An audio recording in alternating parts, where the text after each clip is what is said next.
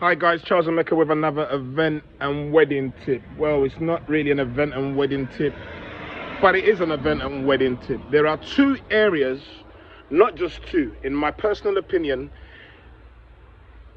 Every sector or industry within the event and wedding industry, I do believe it is a good idea, if possible, to get some form of mentorship, some form of coaching, some form of training, some form of teaching. But there are two areas where I think it's critical. And those two areas are within the catering industry and within the event planning industry. Now, I'm speaking to you as someone that has almost 20 years consistent experience within the event and wedding industry, operating as an MC, a compere, a facilitator, and a Toastmaster. And I see certain things repeating itself over and over and over again. So my simple advice is, if you want to operate in these two particular areas, you need coaching, you need training, you need mentorship, you need guidance. I believe you should shadow somebody for a while before you launch out on your own, so you avoid making certain mistakes and doing things wrongly. I think if you are going into the catering industry, I think it is critical, it is paramount, it is important that you have shadowed, you have been coached. You should have a mentor. There is nothing wrong with having a mentor. There is nothing wrong with somebody guiding you.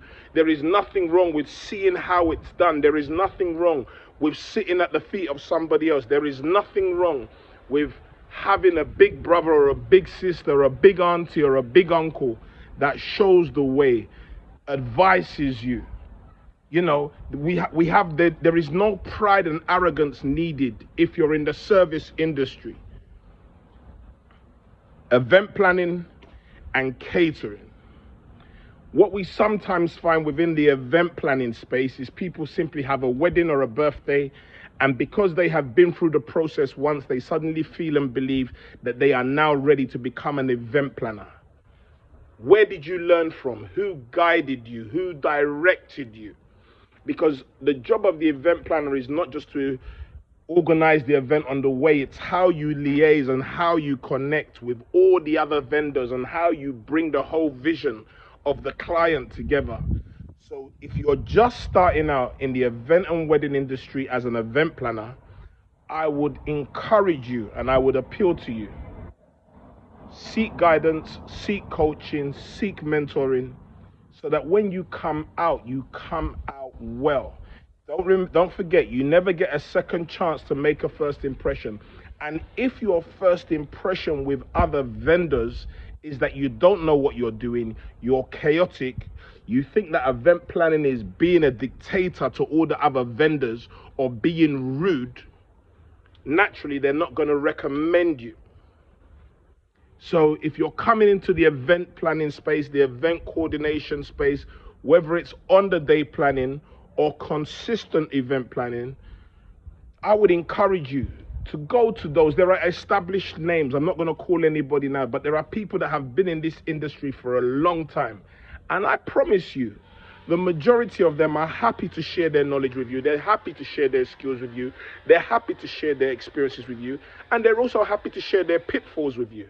So don't think you have to do this on your own. Everybody starts from somewhere.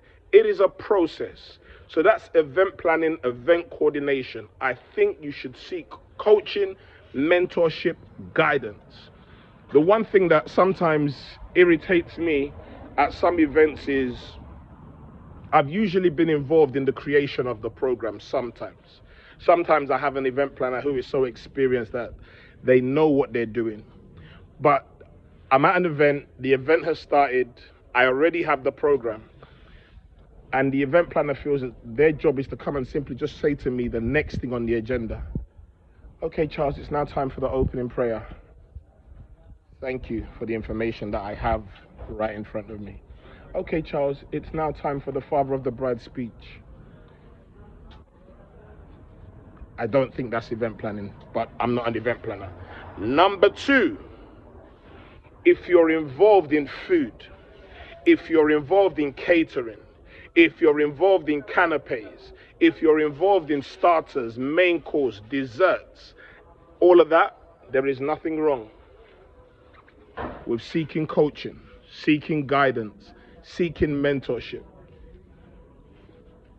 What do you need to do to make sure that people don't get food poisoning? What do you need to do to make sure that the food is ready at a certain time? If you go out to those established caterers that know what they are doing, I promise you, it will make, there are certain caterers, I'm not going to call anybody's name, but there are certain caterers, when you work with them, you, as an MC, you know that things are going to run like clockwork, and it's going to be drama free. Why? They understand the importance of timing. They understand the importance of prior preparation prevents poor performance. They understand that it's a predictable pattern of activity that leads to success or failure. So they do things in a certain way. So I encourage you, if you want to, maybe you're a great cook at home, go to some of the established caterers and say, can I walk with you for 2-3 months? Can I ask you questions? Can I call you every once in a while? And I've worked with most of them, and most of the established caterers are happy to help. They are happy to assist. They don't see you as a threat. Uncle, auntie, sir, madam, I hope you don't mind. Can I shadow you for 90 days? Can I shadow you for half a year? I'm really passionate about getting into the catering industry. I would love to serve people my food and my cuisine. Would you mind if I came out with you, if I walked with you? I'm happy to work under you for a season as a period. Most caterers won't have a problem with it. But just coming out like a cowboy, being an amateur, making mistakes, we get to events 2 hours later from when food is supposed to be served, the guests are still waiting, and then you're expecting the MC to become a miracle worker and a magician, a comedian, a gymnast, a singer, and suddenly do miracles on the day. Unfortunately, it's not that simple, and it's not how it works. Or sometimes you've cooked the food 3, 4, 5 days before the event. I tell people all the time, I used to have a catering business. My catering business lasted for 24 hours and then I shut it back down. I realized I was out of my remit. This was above my pay grade. I was simply doing it because I wanted to make some money and I wasn't passionate about it. So when you shadow somebody, you fully understand everything that is involved in what it takes to become a successful caterer. I'm going to stop there for today with this event and wedding tip. 2 areas I think mentoring, coaching, guidance is critical if you want to be an event planner or an event coordinator, or if you want to become a caterer or a chef. Just because you cook great jollof rice for your children doesn't mean you should be serving 50, 100, 200, 250 people. My name is Emeka. It's been a pleasure. It's been a privilege. I'll see you on the next one. God bless.